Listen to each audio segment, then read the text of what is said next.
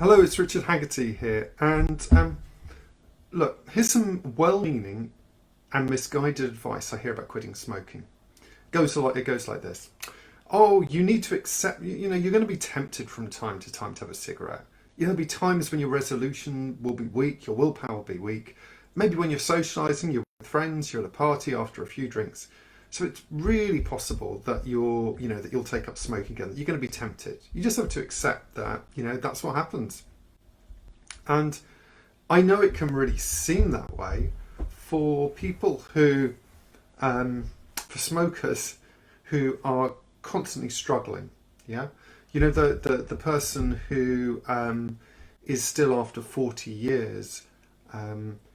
Just a social smoker, and it's going to be a resolution for the next Christmas. You don't want to be one of those people, okay? So I want to show you how you can change that, how it can have a very, very different effect. The key to stopping smoking successfully is not to do what everyone else is doing, all right? If everyone else is struggling and telling you, smokers telling you how hard it is, what cravings they've got, how they're constantly falling off the wagon, how they miss it all the time, things like how they're just social smokers. What you want to do is you want to ignore that. You've got to go in the different direction.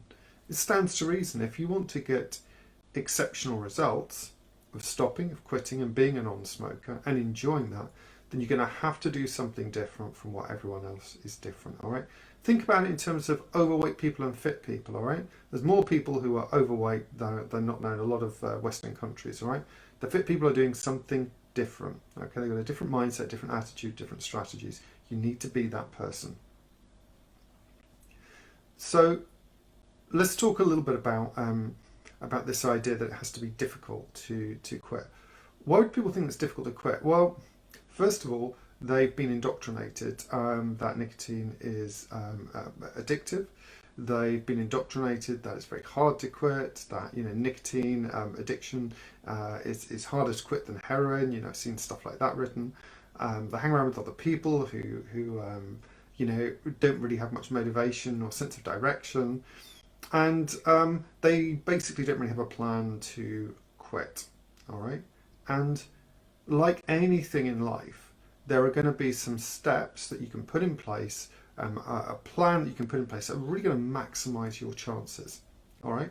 So we're going to look at some of those things that can maximize your chances, but just realize you've got to go in a different direction to everyone else. You've got to have a plan, and it needs to be a plan that has a high chance of success.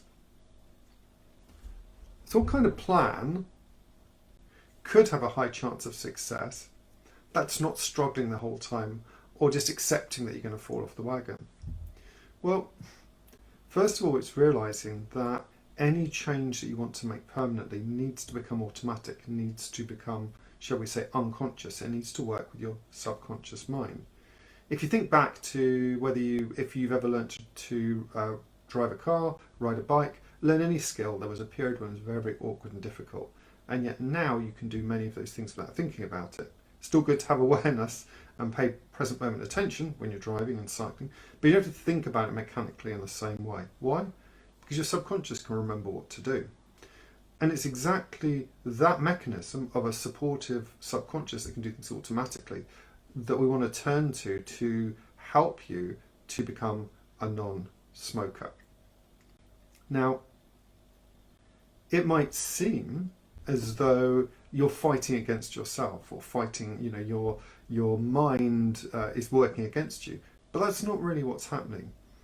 You see, there have been times in your life where you've had stress or difficulties or challenges or just needed to experience something or wanted to experience some sense of connection or avoid loneliness or boredom or worry or fretfulness or whatever many, many names we could give to these things.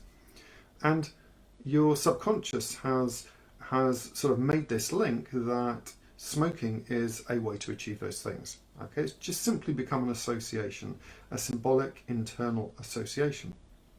So your subconscious will take the path of least resistance And once it realizes that what it's doing is not properly achieving what it set out to achieve, that it's actually causing harm, and that there are easier ways to do it without going externally, well, then you can break the habit. Now, it's actually easier to work with your subconscious to break a habit than you might think. All right, especially if you work with somebody who spent decades doing this and helping people develop that relationship with themselves.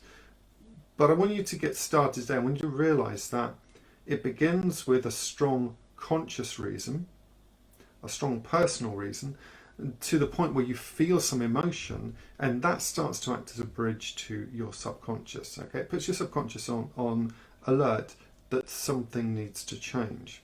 Okay, you're still going to need some help, or you may choose to have some help to help you to transform the actual unfulfilled needs that smoking used to achieve. But once you set a frame of I want to change, your subconscious is on alert to start looking for opportunities. You see, your subconscious is powerful enough to be able to recognize when something is not achieving the outcome that it set out to.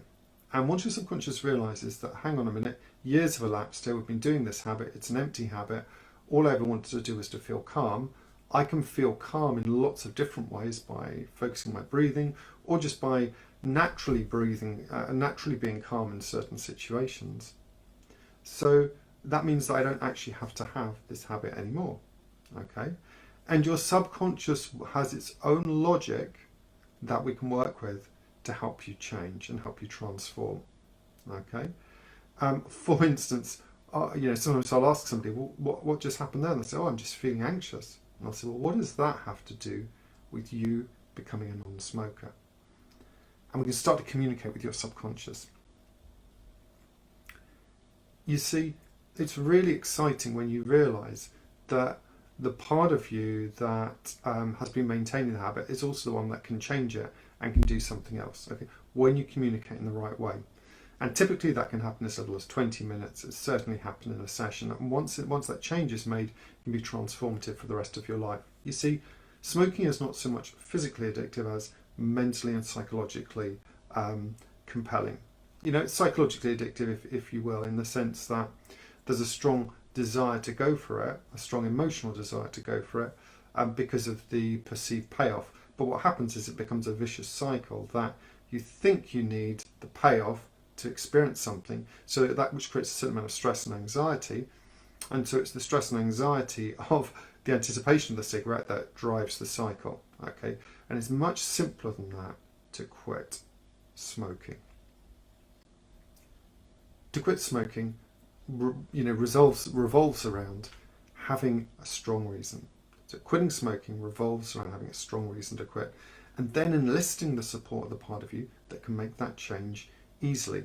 In fact, that part of you, the subconscious, once it has this kind of increased awareness to step back and look at the habit in light of the potential detriments, and in light of the fact that it wants to achieve something which it no longer is achieving from smoking, well, then you're in a really, really good place to start to move forward. This can happen very easily, and it's exactly the journey. Look, we have clients who stopped 23, 24 years ago, and they've never thought about cigarettes since. They just, they still write to me, and to this day, it's just not even a concern. They make that change, and they just don't think about it anymore because now they are non-smokers. So if you want to become a non-smoker, you can't carry on doing things the way you've done. You have to develop a different relationship with, think about it as your body. You've got to develop a different relationship with that, okay? Where you're not compelled by these little kind of micro triggers to go and smoke. And actually they can be changed very, very easily. And once they change, really, any cravings are either non-existent or pass super quick and they're just gone. Because, if you don't do that, then you're in the same path as everyone else, struggling to smoke, worrying about when it's going to happen again, worrying about cravings, all right? Can you see how it's the anxiety that drives things, all right? Which is why if you want to change, you need to do something different. You need to do something different from what everyone else is doing. And make a decision to do that now, to reach out and come up with a plan. Find someone who can help you, because you can be a non-smoker.